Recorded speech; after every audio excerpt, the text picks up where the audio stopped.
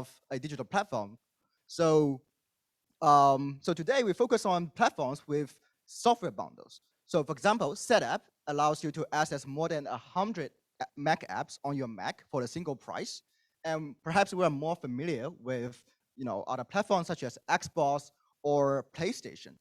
And a very interesting trend in the recent years is that these platforms are actually transiting into a new business model where the platform also act as a first-party app developer who co-create value with third-party app developers.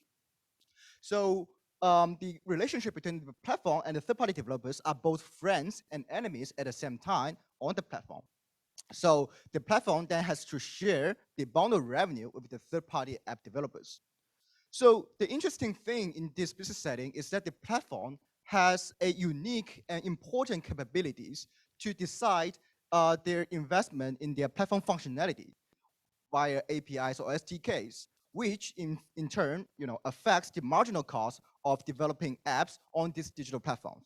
For example, Apple's AR Kit allows first-party apps developers and third-party app developers to integrate augmented reality capabilities into their apps much easier. It is otherwise very hard for these app developers to integrate these capabilities individually on their own, right? So then what's the interesting tension here? Well, if you think about it, when the platform functionality increases, it certainly benefits the third-party app developers because it is easier to develop third-party apps.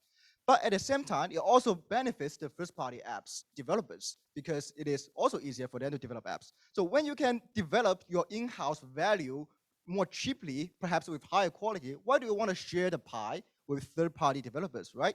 So you may want to reduce revenue sharing. But at the same time, if you think about it more carefully, it is also possible that by sharing more revenue with third-party developers, they may bring even more value to your bundle and growing the total size of pie. So you may want to increase revenue sharing instead. So what should the platform do here exactly? Well, that's what our paper and our research is all about. So first of all, we asked how should platform with different platform functionality levels share revenue differently? In other words, how should a low functionality platform share revenue differently than a high functionality platform? And second, we want to understand how do platform sort of coordinate all of its strategic levers together, which includes the platform functionality decision, the revenue sharing, as well as their investment in their first-party app quality. How should the platform strategically coordinate their use of all their strategic levers?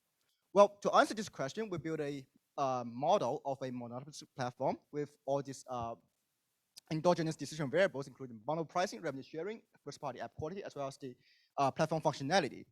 And we also captures all these parameters, which includes the cost symmetry between the first-party and third-party app developers, the functionality cost of developing this functionality, as well as the platform intrinsic value and the market size. So these parameters may change how the platform responds to different environmental, changes. So our paper is actually heavily, inspired by all these, fantastic past works on related problems, perhaps from different perspectives.